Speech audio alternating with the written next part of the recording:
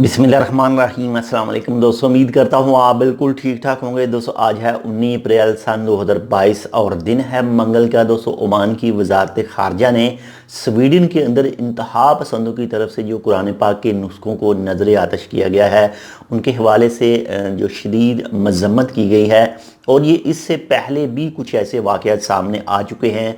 लेकिन हम जो मुसलमान हैं, जितने भी मुसलमान कंट्रीज़ हैं, जितने भी मुसलमान ममालिक हैं, उन सब को एक होना पड़ेगा और एक होकर इस जैसे केसों के हवाले से अक़वाम मुत्तहिदा में हो या फिर इसके अलावा हो, एक होना पड़ेगा, और ताकि ऐसे जो वाक़यात हैं वो दोबारा रोनमा ना हों। इससे पहले कुछ नॉर्वे में भी ऐसा ही जो एक वाक़या हुआ था, उसमें भी काफ़ी ज़्यादा जो रद्द अमल सामने आया था मुस्लिम ममालिक का, लेकिन रद्द अमल ही सामने आया था। लेकिन इस वक्त जो जितने भी मुस्लिम ममालिक हैं तकरीबन मेरे ख़्याल में जो है वो सब अलहदा ही हैं।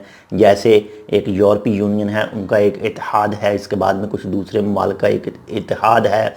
इस तरह से जो मुसलमान कंट्रीज़ है इनको भी आपस में इत्तेहाद बनाकर और इस इत्तेहाद को मुकम्मल तौर पर फॉलोअप करना चाहिए और मुकम्मल तौर पर उसके ऊपर अमल भी करना चाहिए।